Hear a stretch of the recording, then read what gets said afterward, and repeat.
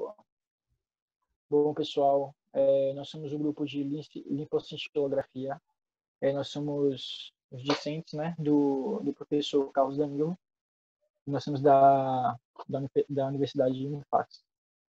Bom, nós somos a turma MR01, 2020.2.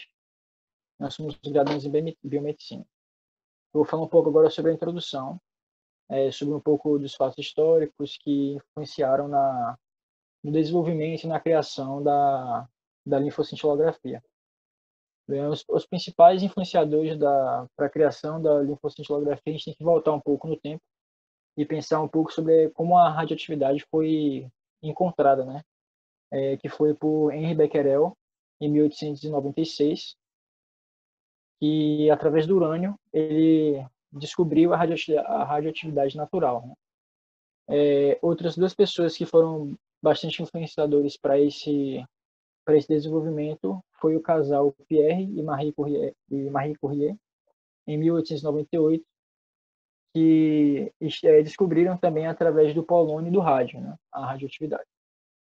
Outra descoberta de suma importância também para a criação e desenvolvimento desse trabalho foi a construção do aparelho chamado ciclotron, que esse aparelho possui a capacidade e a finalidade de construir radioisótopos artificiais, e a partir dele que é possível criar esses aparelhos, né? Voltando mais para o lado da linfocintilografia, um dos avanços mais importantes foi a construção do mapeador linear, né? Que esse aparelho ele capta a radiação de determinada origem, né? E que no caso da linfocintilografia, a origem é o radiofármaco administrado no paciente nas vias linfáticas, né? A técnica em si, ela começou a ser difundida por volta de 1953, na linfografia, né? E a partir da década de 80, passou a ser reconhecida como linfocintilografia. Com seus avanços, a técnica apresenta baixo risco, dispensa anestesia e o custo foi bastante reduzido quando comparado à linfografia. E com seus avanços, essa técnica foi sendo mais difundida nessa época.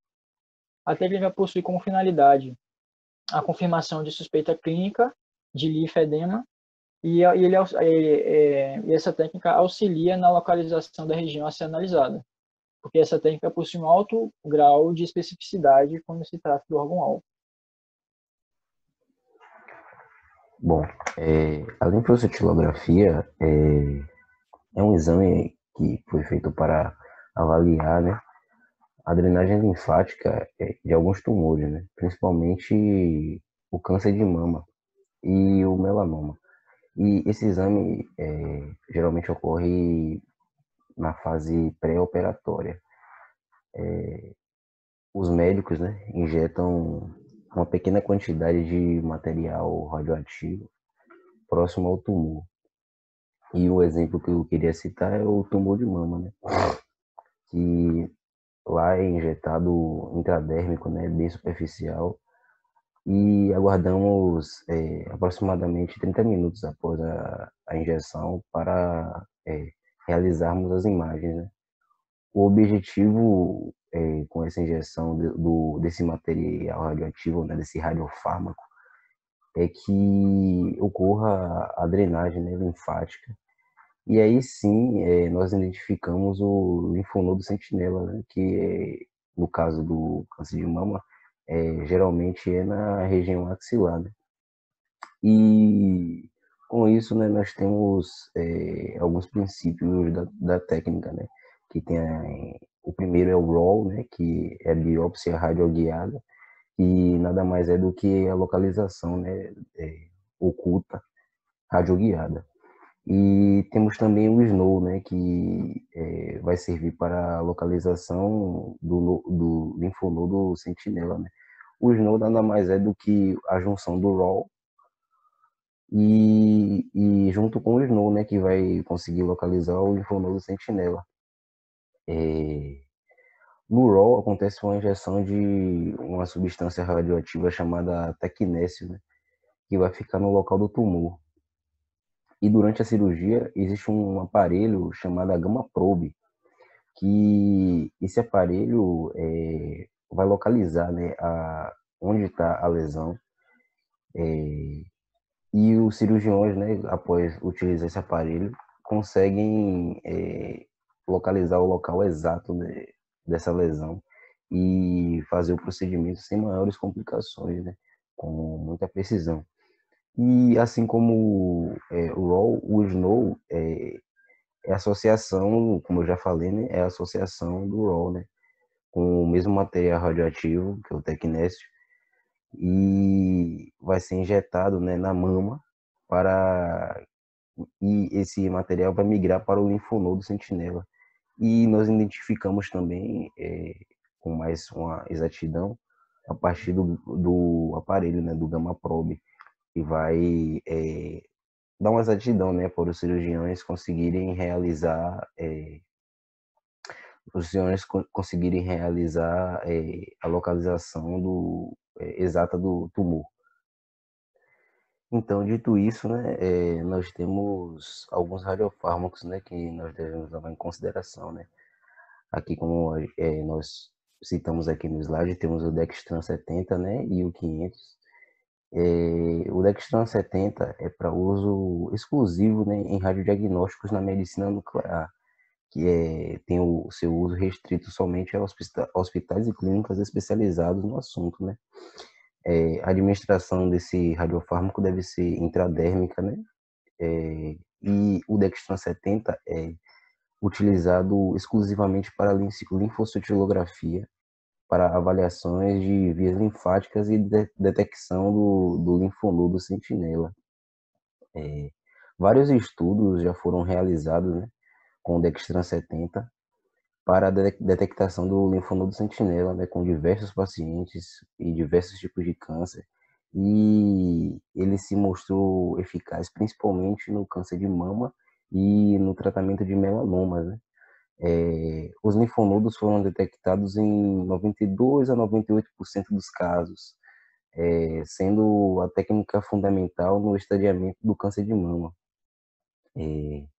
Então, aí nós podemos perceber, né, que o Dextran 70, juntamente com o Dextran 500, é bastante eficaz, né, para a detecção desses tumores, né? Esses radiofármacos possuem uma certa importância para que a detecção dos tumores seja feita sem maiores complicações, né? Essa técnica de utilizar esse radiofármaco, né, é fundamental para o estadiamento do câncer de mama, né? Ou seja, você consegue, quanto mais cedo você conseguir localizar esse tumor, né, mais cedo você vai conseguir iniciar o tratamento e você vai conseguir fazer que esse tumor tenha um estadiamento, né? Então é fundamental que seja feito exames, né, para que o tumor não venha se desenvolver. E uma das vantagens, né, desse radiofármaco é que ele não possui muitos casos de hipersensibilidade, né?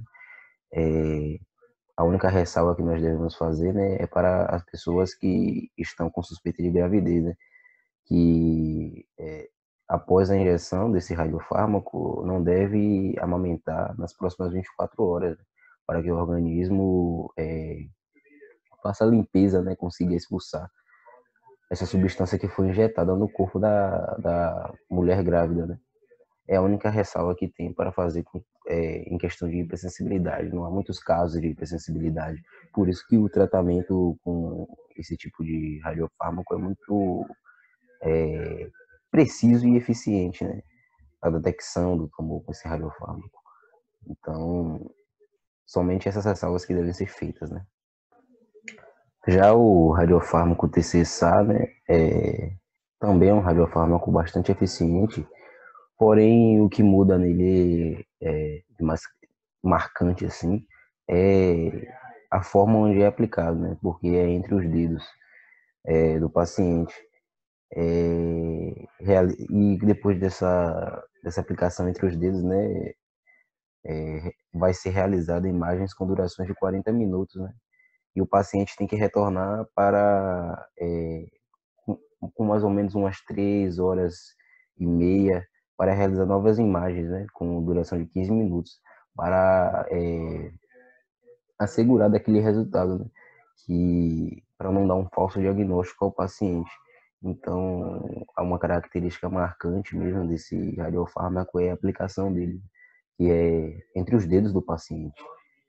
E isso pode causar algum desconforto no paciente que não queria estar ali, né? Mas é um exame necessário a fazer.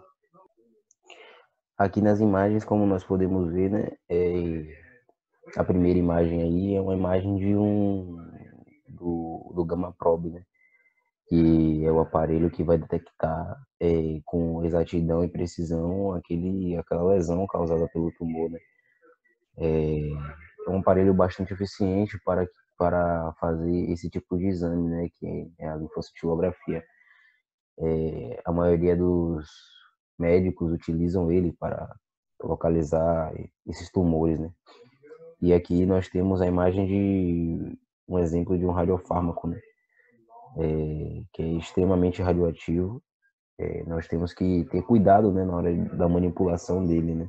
Para que não vaze radiação e você não fique muito exposto, né, a esse tipo de radiação desnecessária, né, para o médico ser exposto. Quanto o mínimo possível de exposição é o melhor, né?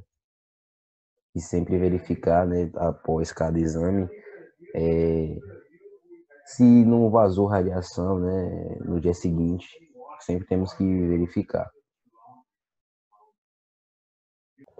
Essa verificação da radiação, né, nós podemos fazer com o medidor Geiger, né, o Geiger-Miller, e é uma forma mais segura, né, de obter os níveis, né, de radiação emitida ali naquele local e se vazou algum tipo de radiação, né. Os profissionais que trabalham nessa área, né, na área de imagem, geralmente tem que mandar um relatório, né, mensal sobre o quanto de exposição à radiação que eles sofreram.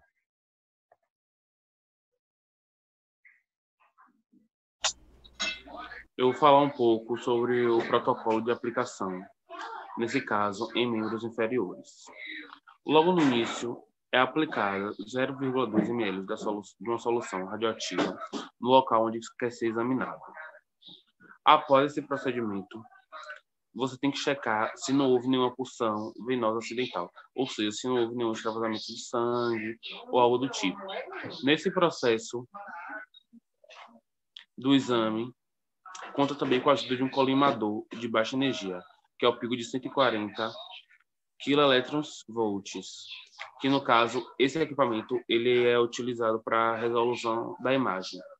Logo depois é uma sequência dinâmica de 15 minutos, onde o detector é posicionado sobre a região que quer ser analisada, e logo após isso, o paciente pode ficar livre entre os intervalos. Ou seja, quando é checado a primeira parte, o paciente pode retornar suas atividades tranquilamente até a segunda.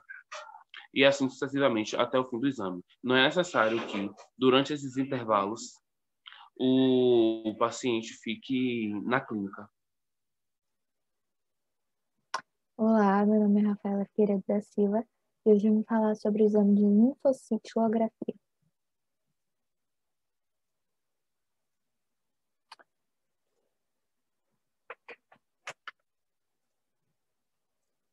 O exame de linfocintilografia é um exame onde nós podemos analisar através de imagens, é um exame de imagem. Podemos analisar todo o sistema linfático, tanto a parte superior quanto a parte inferior do corpo. Qualquer dano, inchaço, inflamação, linfonodo é possível identificar graças ao exame de linfocintilografia. A orientação antes do exame é necessário uma anamnese para saber de alergias, saber dos problemas da pessoa, por que ela está ali, esse tipo de coisa. Porque é necessário essa anamnese, essa entrevista, porque é utilizado a injeção de radiofármaco É próxima do problema da pessoa, onde mais precisa da exatidão da imagem. Vou explicar agora como esse radiofármaco funciona. Esse radiofármaco transmite raios gama e a câmera do aparelho consegue identificar a emissão de radiação dos raios gama. Essa injeção é bem na superfície e vai se espalhando lentamente pelo sistema linfático. Tanto que depois da injeção, o paciente tem que esperar alguns minutos para poder começar realmente o exame de imagem. Assim que o exame começa, já é possível identificar algumas partes do corpo e o sistema linfático, mas para ter uma melhor observação de todo o sistema, é feito alguns pacientes param o exame, os profissionais têm que parar o exame. O paciente se levanta e faz exercícios para que a drenagem linfática ocorra. Depois ele volta para o aparelho e refazem as imagens. E assim é muito evidente tudo do exame, todo o sistema linfático é possível identificar graças à drenagem linfática. Como podemos ver na imagem, essa pessoa tem um tumor na região abdominal e linfonodos na região da axila e da pelvis. Esse é um exemplo clássico da razão de fazer linfocintilografia, que é causado pelo tumor. Principalmente eu vi muitas coisas sobre câncer de mama, que é um exame pré-operatório, ou seja, antes de tirar o tumor, as pessoas obrigatoriamente têm que fazer esse exame para identificar exatamente a região e a retirada dos linfonodos, que também é preciso para fazer biópsia, etc. Tem algumas recomendações, não muitas, por esse exame não ter muito...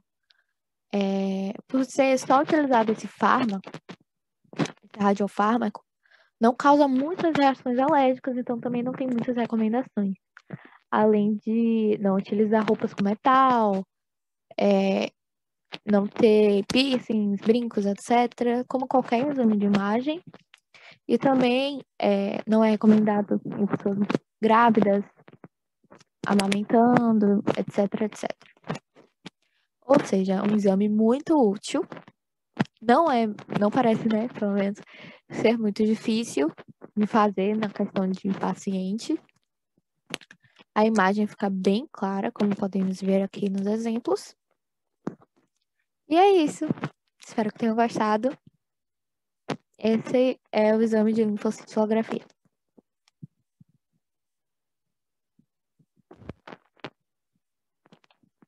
Gustavo Horta e venho aqui para falar sobre a análise dos resultados da linfocintilografia.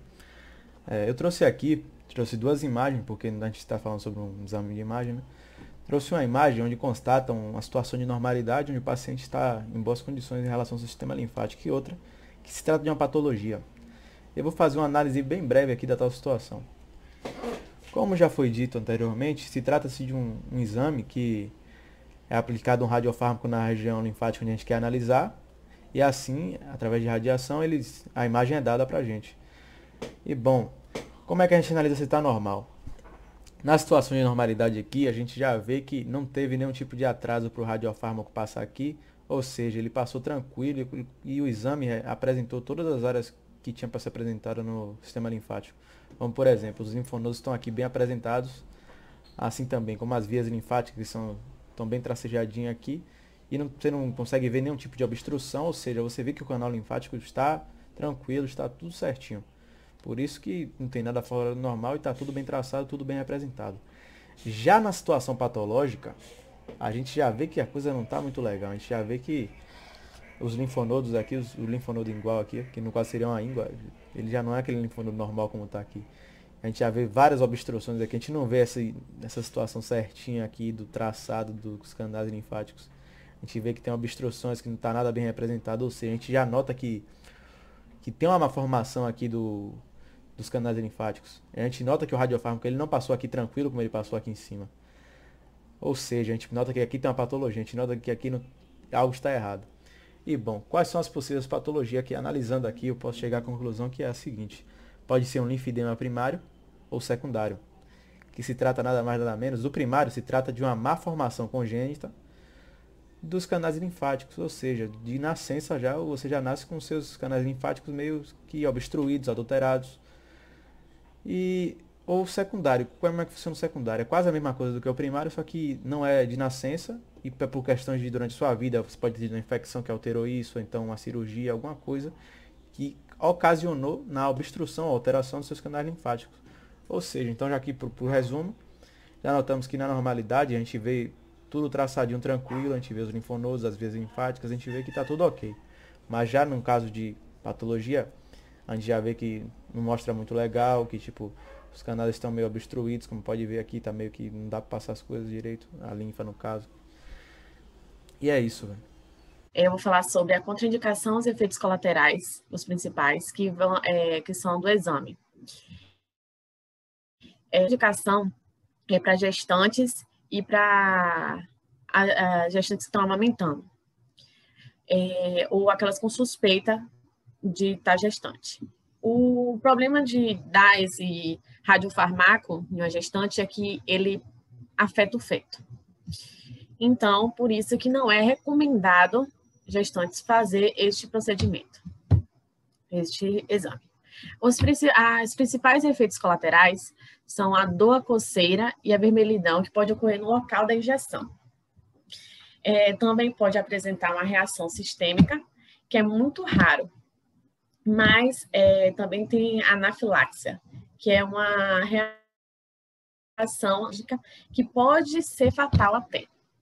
Nós temos algumas reações que são descritas na literatura, que é náusea, vômito, rubor na pele, como a gente tem aqui nas imagens, os rubores na pele aqui na direita, os inchaços, dor de cabeça, deixa eu ver, aqui também tem injeção, ó, pode ficar, a injeção criar uns rubores assim, ficar roxo, a pressão pode baixar na hora que você farmaco,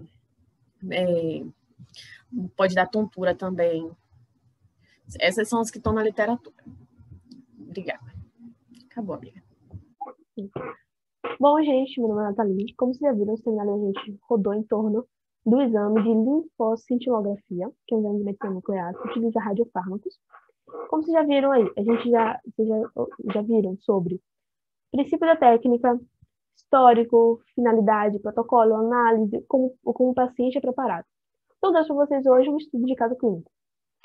Esse estudo, a gente traz um linfedema, que é uma obstrução, um acúmulo de líquido no sistema linfático, como uma consequência da febre chikungunya, que, por acaso, esse estudo de caso está no link abaixo, na descrição do link. Eu aconselho vocês lerem, porque é um estudo de caso bem interessante. Tá? Mas vamos lá. A paciente tinha 33 anos, parda, procurou procedimento com histórico de febre, calafrios, astênia, náusea, vômito, exantema de face franca, cefaleia, rigidez cervical matinal, poliartrite cinética de pênis grande articulação. Quando ela chegou, foi pedido o exame de hemograma, com o qual ela deu leucopenia, aumento de hematrócitos, por provável hemoconcentração secundária da desidratação. Foi mandada para casa novamente, com paracetamol e anti-inflamatório. 15 dias depois ela voltou novamente, com o edemas no membro superior e inferior grandes, ou seja, muito, muito inchados. E aí, quando ela voltou, fizeram um exame de soro reagente, que deu chikungunya. Só que, como vocês sabem, a chikungunya a gente não tem um remédio para matar aquilo, eficaz na chikungunya. Não, a gente tem um remédio que diminui os sintomas, como a dengue, diminui os sintomas da chikungunya. Foi mandada de volta novamente para casa com os mesmos remédios. Voltou para um hospital de reumático, novamente, só que dessa vez os membros superiores estavam muito mais inchados, doendo muito mais do que os superiores, principalmente o direito. Então, os médicos pediram 2 exames. Um ecodoppler, para descartar a trombose venosa profunda, e uma linfoscintilografia, para ver se existia um linfedema. Então, se não sabem, obstrução, como eu falei. E por que a gente doa a linfoscintilografia? que como a gente tem um inchaço e descartou a trombose, então só poderia ser problema do sistema linfático, como vocês viram anteriormente. A linfoscintilografia é uma pesquisa do sistema linfático. A gente vai analisar o sistema linfático do corpo, membro superior, inferior e tal. Feito, a gente descobriu, como vocês podem ver no exame, na A e na B, a gente tem dos membros superiores, ou seja, vocês veem que não tem circulação. E na C e D, a gente tem a circulação de uma perna, mas da outra não. Ou seja, a gente caracterizou como linfonema, beleza? A gente foi administrado 20 mc de 99M-TCN, ou seja, radiofármaco Quiacla, falou lá em cima, caso vocês não se lembrem. Não. Ou seja, a gente traz que a chikungunya, hoje, antes, não tinha estudo sobre ela. Mas com aquele surto que teve na América em 2015, a gente traz que a chikungunya pode sim correlacionar com isso. Pode correlacionar. Que o linfedema nos membros inferiores, superiores do paciente, acometido por FTC, provavelmente tem origem multifatorial, ou seja, a gente não tem noção do que é exatamente. Então, você teve febre chikungunya, passou, continuou com os dedos inchados, doendo, em membros superiores, vai no médico para fazer esse exame. Okay? Não espera, porque existe estágios. Estágio 1, estágio 2, estágio 3. Chama você acompanhamento médico, precisa estágio 1. A melhora de cura do linfonema é muito maior do que você, vou procurar só no terceiro estágio. Não. E aí, agora eu vou fazer com vocês sobre a curiosidade. A linfoscintilografia é muito usada, principalmente por câncer de mama. Como a gente falou, das grandes utilizações da linfonema linfoscintilografia é para o câncer de mama, ou seja, para analisar o câncer. Então, na medicina veterinária, usam muito para isso. E também eu trouxe uma curiosidade sobre o linfedema pós-câncer de mama. Como vocês sabem, eu falei nesse instante, que a gente usa linfoscintilografia para o câncer de mama. E faz a retirada do linfonodo sentinela. Quando faz a retirada, a gente tem quase 56% do caso das mulheres que fazem esse tipo de exame tem a tendência de desenvolver um linfedema após isso. Aí a gente tem um caso de um estágio 3, como vocês podem ver, ela fez a retirada da mama e do linfonodo e deu linfedema, ok? Obrigada. Todos os nossos links vão estar na descrição do vídeo. Obrigada por acompanhar a gente. Bom estudo.